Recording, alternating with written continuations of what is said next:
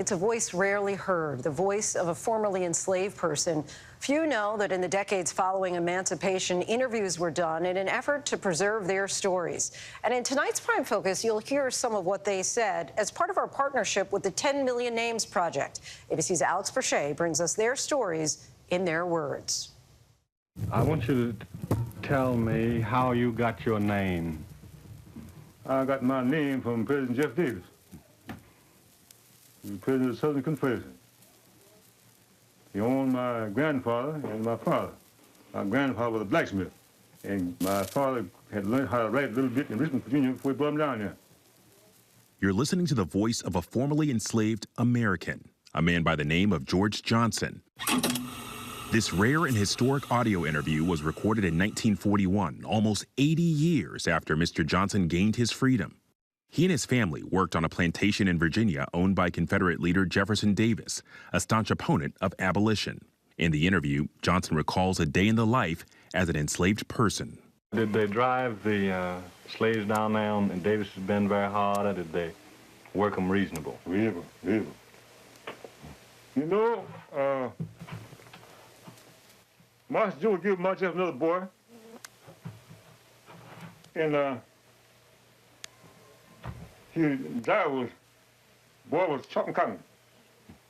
Boy didn't kill, but you gang, you understand? He come to hook the boy kill, you understand? Went to the house of Master Joe boy. And that's what's the trouble, son. Said, Mr. Don't hook me, because I would kill this gang. Audio tape interviews like this are striking and uncommon, but are actually part of a long legacy of black families, communities, and institutions, including historically black colleges and universities, that lead the way in collecting and preserving the oral histories of the formerly enslaved people in the 19th and 20th centuries. In the 1930s and beyond, technology allowed some of these interviews to be recorded as part of both federal and independent projects. The details are often difficult to hear, but they remind us this history happened not too long ago, with names, faces, and stories. Do we know roughly how many of these recordings exist? The recordings are relatively rare, but the recordings come from a much larger and really important and in many ways unsung collecting effort that took place. In terms of audio technology, most of it was not recorded by audio because the technology didn't exist, at least in any kind of widespread accessible way when most of those were conducted. So it's really just a handful of audio recordings we have. In 1974, a woman named Celia Black, at the age of 114 years old and shortly before her death, recalled picking cotton in Texas as a child born into slavery. I didn't have to pick cotton or nothing. I've been doing nothing but working in the field. Working in the field, oh goodness. Me, my husband would go out west and pick cotton. Go out west every year. We've been this year going out there picking cotton. One of the things that kind of struck me, when you have an interview recorded in 1974, for some black Americans, I mean, they're one generation removed from slavery. In some ways, we think of slavery as ancient history. We think of it as something that happened a very long time ago to people we couldn't possibly have known. I was 6, 7 years old in 1974. So it's kind of amazing that we were alive at the same time. I was alive at the same time who was someone who had been born enslaved. Alex Haley's Roots premiered on ABC just 3 years after this interview with Celia Black. What's your name? Kunta Kinte. Alex Haley came into his work, Roots, what became Roots, really, through his grandmother's stories. So we're really talking about oftentimes great-grandparents at this point in the 70s. Dr. Kendra Field, chief historian of the 10 Million Names Project, and Harvard professor Vincent Brown explained how these recordings illustrate an enormous preservation effort. The firsthand accounts shedding light on the darkest chapters in our American history, yet also revealing incredible African-American strength and survival. Didn't you have some entertainment, doing any dancing or anything? Oh, I used to dance, but I don't do it now. No, I don't dance now. I try my best to serve my master. I'm trying my best to serve my Heavenly Father. You hear these recordings. What were the emotions when you hear, the recollections of Celia Black? First is just the miracle of her survival. It's just that I'm actually hearing this person who had been enslaved. That's kind of a miracle. Celia Black was alive when Abraham Lincoln was president and lived to see the resignation of President Richard Nixon. Oh, man. You remember Abraham Lincoln, President? I know where they gave him a good name. Oh, Abraham Lincoln. They thought Abraham was they thought, everybody thought Abraham was the best president there was. In a similar effort to preserve this history and legacy, the 10 Million Names Project is a moonshot endeavor that aims to use the power of ancestry research to identify the names of the 10 million men, women, and children who were enslaved in the territory that became the United States. The goal is to put names and faces on this vital history, not only to give the enslaved the dignity they deserve, but to connect those living today with their family's story. With the help of the 10 Million Names genealogist, we were able to find the direct descendants of Celia Black. In Rhode Island, we met 68-year-old Curtis Royal, who spent time with her as a young man. She's my great-grandmother from my mother's side of the family. Do you remember any of the stories that she would tell? She told us about how difficult it was, just being alive during that period. And of course, she would tell us a story about the big ox that they had. They had two of them, and how her father would set her right on the head of the ox, and she would just hold on with the horns. So those are, as a boy, those are fascinating. You say, wow. My grandfather had some big old oxen.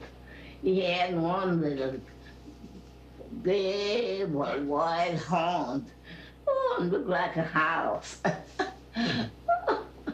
Wide horns, and I used to sit up there and clean them horns. And then his name was Coley. And the other one was named Left.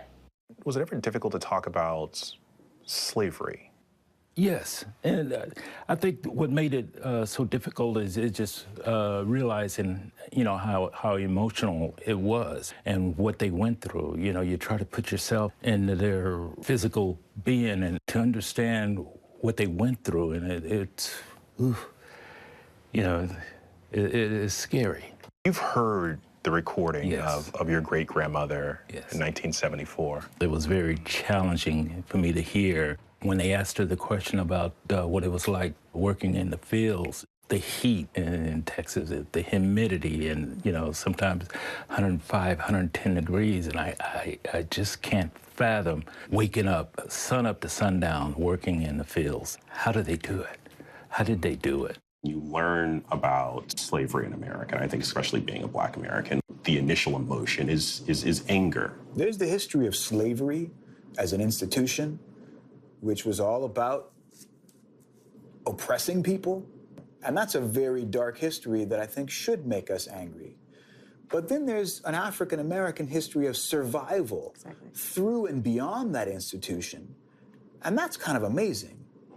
To hear people, accepting that I lived this life, it was incredibly hard, and I'm still here, and that I've survived, and I've got children, and I've passed on some kind of legacy.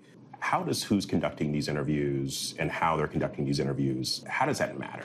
Oh, I mean, it's enormously important. For the WPA interviews in general, the vast majority are white interviewers. Some are the children of the former slave owners, in fact, that are interviewing a former slave, right, of that same family. But everywhere, slavery was a system for allocating status. And slaves and ex-slaves were supposed to be low-status people. And so when they were talking to people who they perceived to be of higher status, they had to be very careful about what they said, right? Because those people could determine their fate. While many of the audio recordings don't reflect it, slaves were frequently subjected to heinous forms of abuse, including beatings, sexual assault, and forms of torture. The historic 10 Million Names Project, in which ABC News is the exclusive media partner, is an ancestry database that the public can access add information to, and use as a research tool. And because so little information about enslaved people was officially documented, amassing this data is a huge task. We encourage anyone that wants to get involved to reach out, to go to the website, and to be part of that project. Who stands the most to gain from hearing these? I mean, is it Black folk? Is it younger Black folk? Is it white America? Is it Americans as a whole? If we're going to understand anything about freedom, then we're going to have to understand the people who were denied that freedom. I mean, while very few of us will have the opportunity of hearing our ancestors' voices on tape, the 10 Million Names Project hopes that one day all Black Americans will have the chance to know their ancestors' names and stories the way that Curtis knows Celia. You had the chance to know your great-grandmother. Yes. How powerful is it being able to connect that dot? It's extremely powerful. You got to hear it from her directly. Not something that was passed on, but to hear it directly from her pain. Our thanks to Alex Presha for that. And for more ancestry stories and information about the 10 Million Names Project, scan the QR code on the screen to visit our newly launched ABC News 10 Million Names digital landing page. You can learn more about how to personally contribute to the project, access recommended reading lists, and more. Hi, everyone. George Stephanopoulos here. Thanks for checking out the ABC News YouTube channel. If you'd like to get more videos, show highlights, and watch live event coverage, click on the right over here to subscribe to our channel. And don't forget to download the ABC News app for breaking news alerts. Thanks for watching.